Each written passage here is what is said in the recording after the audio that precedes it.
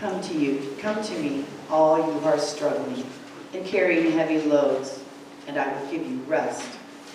Put on my yoke and learn from me.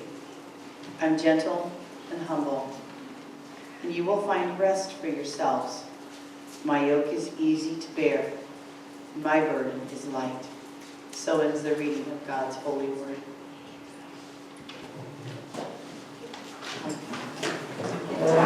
Good time.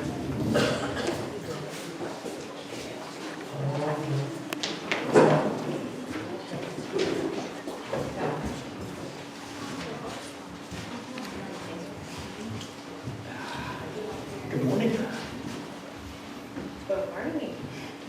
How are y'all this morning? Good. What's that about? Oh, peppermint stick in your mouth.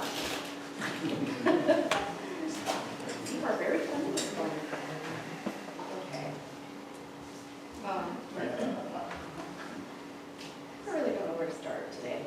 I'm kind of stuck in the middle of trying to tell a story and just read this. I don't know. But God is good and great. And Jesus has a lot of responsibilities like we do. And he wants us to pray to him when we get overwhelmed or burdened with our problems. Or mom and dad gives us too many chores and we just can't think how to get them done. But you gotta get them done. Or they got add on to the next day. Or you can always talk to mom and dad too, to see how you can rearrange your time to get everything done. But always, always turn to God and Jesus. Because Jesus' burden is light and his yoke is easy. He's been through all of this before us. He knows what we're going through. He knows best. And he really wants us to pray to him daily and be good and do everything we're told when we don't want to. And ask for help when needed, even if you don't think no one's going to help you. Okay? Always, always do as you're told, no matter what. It's hard to do. Mom, what are you laughing at? I know I need to take my own advice, right? I'm going to bring you up here with me next time. But just think that's a good idea. Come on up, Mom. Let's see what you got to say. All right. Did you all understand? Okay. Jeff?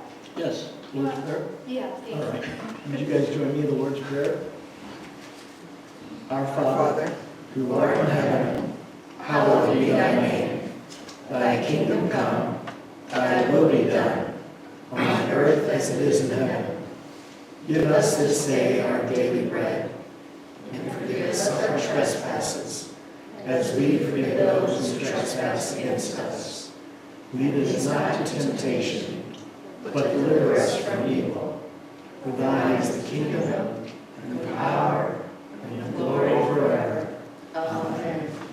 Thank you, guys. If you would please rise for our second song. Last week we started a new series, and we're calling it Living in the Red Zone, or Love Ran Red series. It's the Love Ran Red series, taken after Chris Tomlin's name of his most recent album. It's going to take us up to Lent, and Lent actually begins the 10th of February. So if you notice, all the colors in the sanctuary here are red, or most of them are red. And we have various themes that we'll get to throughout the series that we'll cover in just a moment. But as we spoke last week, we used the analogy of this rope, of living in the red zone. If I can undo Bonnie's work here. This rope represents us and our life. And this little piece on the end here, the red part, the red zone, is our time here on earth. All the rest of this rope that goes on forever, for millions and millions of years, represents eternity. And what we do in this little red part, what we do in the red zone, will affect how we spend eternity. And last week we talked about studying the unchanging Word of God in the Bible, and studying His Word to get us into this life of peace and calm in the red zone here, so that we can have the life eternity with God in heaven. So that's what we're going to be focusing on for the next couple of 3 or 4 weeks, is how do we live in this red zone? And what are some things that will come up while we're in this red zone? Emotions that will keep us from that relationship with Jesus Christ, that will give us an eternity with God. What are some of the things that will keep us from that? You'll notice some of the themes we have around the room here. We have anger. Back there we have fear, sadness. Fear's up here, I guess. What's the back one? Hate. Hate, that's right, hate, hatred. Those emotions are very real to us. And how do we deal with those emotions, and where we turn to when we have those emotions will affect not only our life here on earth, but also the eternity living with Jesus Christ our Lord. So we're going to be studying these various emotions, and today the emotion we're going to be talking about is anger. Anger is very real. Anger is something that will affect every one of us. We're either angry at someone else, we're angry at ourselves, or what's really crazy, we get angry at some inanimate object. We're angry at the weather, for example. I'm mad because it's cold. What good is that? But we tend to do that. We tend to get angry at inanimate objects. We get angry at other people, we get angry at God, and we get angry with ourselves. So what are some of the things that we can do to address those emotions, to give us that peace that we need in the red zone, so that we know that we have eternity with God? Well, the thing that we're talking about today, the tool that we're using today to deal with anger that generates the peace, is music. We have a number of tools that we're going to be talking about each week, and each week all of the tools apply. But we're just going to focus on one particular tool as it relates to that emotion that gets in the way between God and who we are here on earth. So for the next 4 weeks, we will examine these emotions, and will get us to how we can deal with those emotions so that we can live Christ-like and have that relationship with God.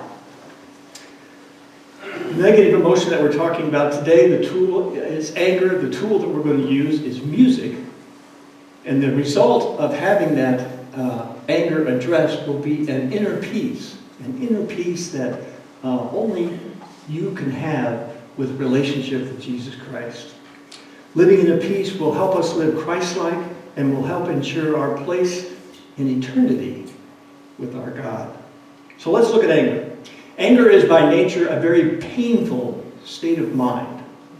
Whenever we are angry, our peace of mind immediately disappears. It goes away completely. And even our body becomes uncomfortable and uneasy. We are so restless that we find it next to impossible to sleep sometimes if we're really angry. And when we do get some sleep, it's very unrestful. It's not a restful sleep. It keeps us on edge. Food that we normally would enjoy often becomes unappetizing, unappealing to us when we're angry. Anger transforms even the best-looking person in the world into an ugly red monster. And that person gets angry. We grow more and more unhappy, and no matter how hard we try, we cannot control that anger. It just gets away from us. Since it is impossible to satisfy all of our desires or to prevent undesirable situations, we can't affect our circumstances. Circumstances are going to happen to us. We need to find another way of dealing with this anger, of dealing with all the negative emotions. And what we have to have and get into is a place called patient acceptance. Patience is found in a mind that is able to accept fully and happily whatever comes its way. It is much more than just gritting our teeth and hanging in there. It's saying, it doesn't matter what happens to me, I know that I have peace and I have patience, because I know that this too shall pass. Being patient means to welcome wholeheartedly whatever comes up It doesn't matter. Having given up the idea that things should go the way we want them to, or that things should go the way we always expect them to. They don't happen. It just doesn't happen that way. It is always possible to be patient. Once we realize that and understand that and believe that, we have methods and tools on how to get to that level of patience. It's always possible to be patient. There is no circumstance that is too difficult that cannot be accepted patiently, with an open, accommodating, and peaceful heart. When patience is present in our mind, it is impossible for disturbing thoughts to gain strength. When we have patience, when we realize maturely, looking at situations that we have no control over that, and we deal with patient acceptance, there's no way that disturbing thoughts or other thoughts, disrupting thoughts, anxiety, can gain any foothold if we have that strong sense of mind and patience. We know this to be true because we've seen people deal with situations of torture.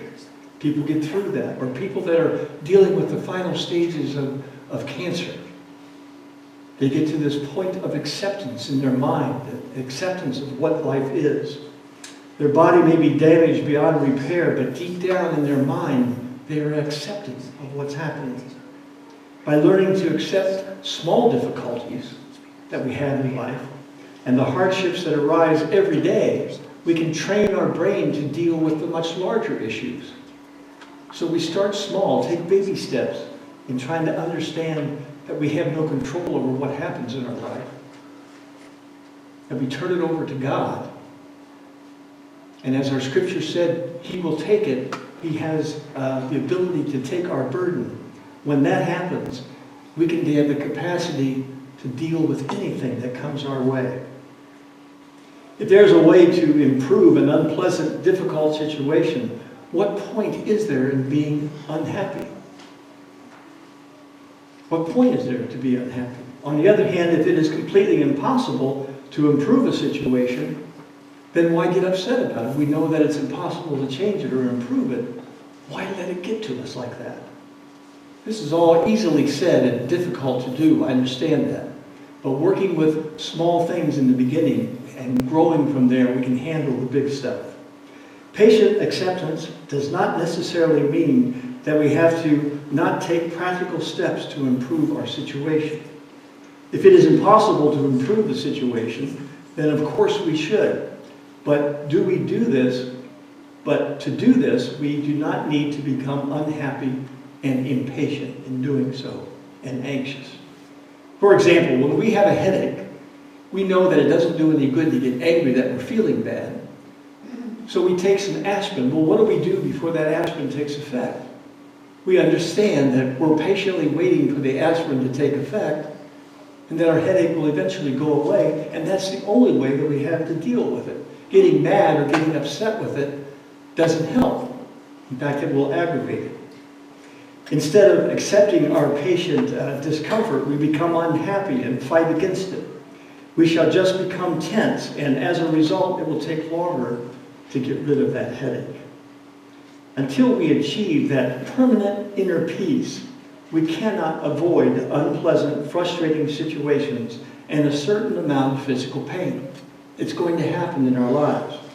But training our mind to look at that difficult situation in a more realistic manner, knowing that we really can't affect it, but we can affect how we react to it, can ease our pain and give us patient acceptance. Instead of reaching blindly to the whims of those negative emotions and letting them take over, we learn to take the baby steps and we learn to become more and more patient. We do not need to become unhappy just because things do not go our way. Although until now, this has been our normal reaction to difficulties. When things don't go our way, we get upset. I know that I do.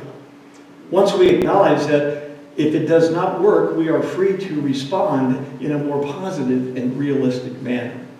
So how do we train ourselves to do this? How do we train our minds to accept things, accept life on life's terms? And how do we learn then to turn it over to God? What tools can we use to get that done? Well, in addition to talking about music, the other tools that we're going to be talking about are the Bible, fellowship, prayer, and church. And those tools and how it affects our negative emotion is what we're going to be focusing on. But today we're just focusing on music and how music can affect that. Now there's all kinds of music out there, as you know. When I need to get away, when I need to have that inner peace that I don't have, and I need to become absorbed in something else and get away from the stress of life, I turn to contemporary Christian music. But that's just me. You don't have to do that.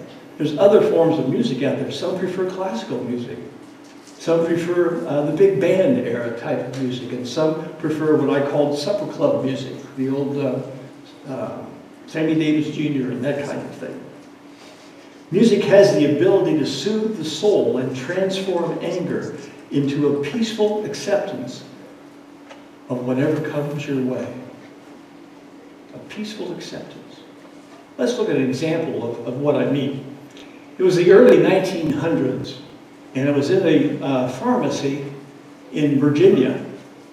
And this pharmacy had the old-fashioned soda bar up to it, and there was a young kid there that was working in that soda bar and called himself a soda jerk. A soda jerk is somebody that jerks the soda and makes the various drinks and that sort of thing. And he was very good at what he did. He fell in love with the daughter of the pharmacist. And the pharmacist got really upset about that. Didn't like that at all. He thought this kid didn't have any future at all. So he fired the kid, told him to get out of town and never show his face again in town, and especially inside that pharmacy. So he felt pretty bad. He was feeling hurt and he was feeling angry. He made his way across the United States and ended up in Waco, Texas, of all places. And there he got a job as a soda jerk. And as he's working,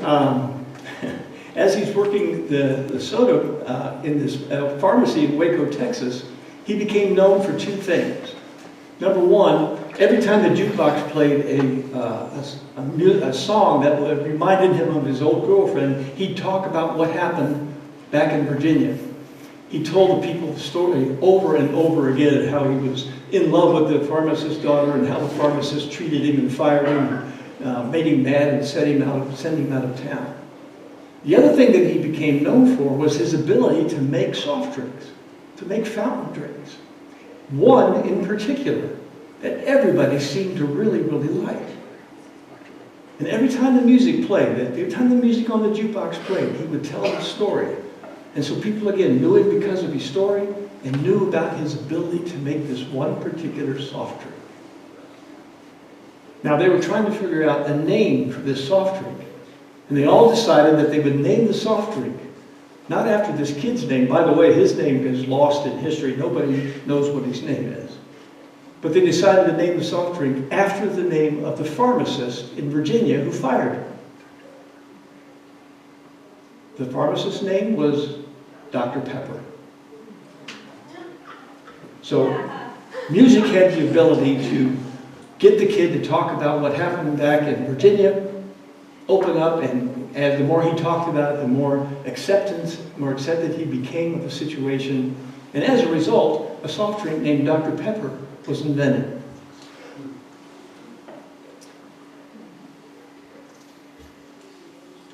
So music has that ability to bring us out the negative emotions. We deal with the negative emotions, and music has the ability to bring us patient acceptance of whatever happens in our life. In Britain, they conducted a study with 40 women. These 40 women were put under a stressful situation. They had to put together some kind of a puzzle in a timed situation. Now, they were all hooked up with electrodes everywhere, and they were able to measure things right away, like blood pressure, heart rate, respiratory rate, and that sort of thing. And the shorter the time came, the more difficult the task, the higher the stress level went up on these 40 women. So then they decided to figure out, well, how will music affect the physiological goings-on inside these women as they're dealing with this stressful situation. And they played all kinds of music, and one in particular that was put together by a trio by the name of Marconi Union, put together this song, working with a sound therapist to create a soothing tune which also slows breathing and reduces brain activity. Scientists played the song to the 40 women, and they found it to be more effective in helping them to relax than the songs by Mozart and other composers. The study found that the song was even more relaxing, Drew, I'm sorry, than a massage, more relaxing than a walk, and remember this is in Britain, so they also said it was more relaxing than a cup of tea. The women were connected to sensors, again, all over, that gave them challenge, as they're dealing with these challenging puzzles, and all their body activities were measured. They found that the song Weightless resulted in 11% more relaxation than any other song, and even made women drowsy in that situation in the laboratory. It induced a 65% reduction in overall anxiety and brought them to a level 35% lower than their usual resting rate levels of breathing and heart rate. The song features a guitar, a piano, electronic samples of natural soundscapes. Throughout, it has the beat and chants of Buddhist-like chants going on throughout the song that induces a trance-like state in the brain. Music is often overlooked as a therapeutic intervention. Singing, listening, and creating music of any kind will provide an immediate biological and physiological benefit for everyone. In fact, music can be a salvation and an antidote to most psychological challenges. That's why people sing in the shower and while they're driving in their car, or simply listen to music that's inspiring and distracting them from what's going on in their life.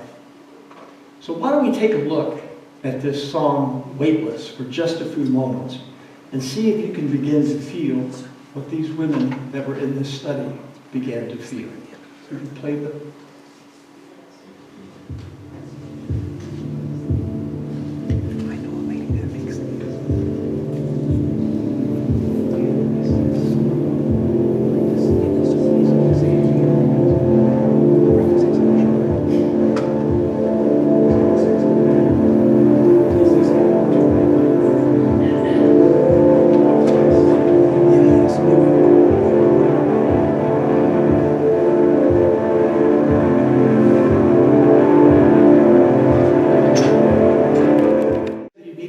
About 5 minutes of it before you really start to feel the effects and feel like you're getting a little bit drowsy.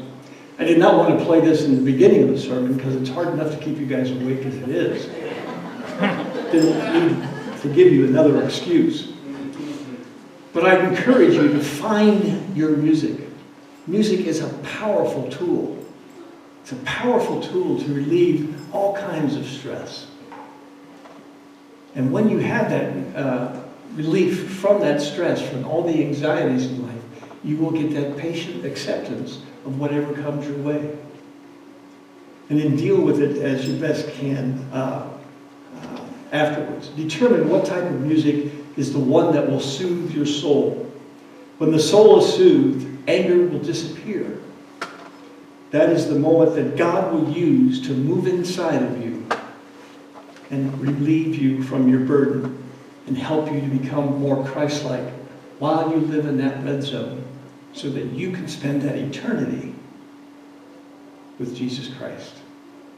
As our scripture today says, that Christ is there to take away our burdens. He will remove whatever we have to carry. His burden is light. Break bread with your enemy. Break bread with anger. Break the cycle of anger. Take baby steps and learn how to accept patiently whatever happens. And then deal with it with music to soothe your soul. When that happens, God will ensure that your eternity that you will spend is with Him. Amen. If we could have some ushers come forward, please.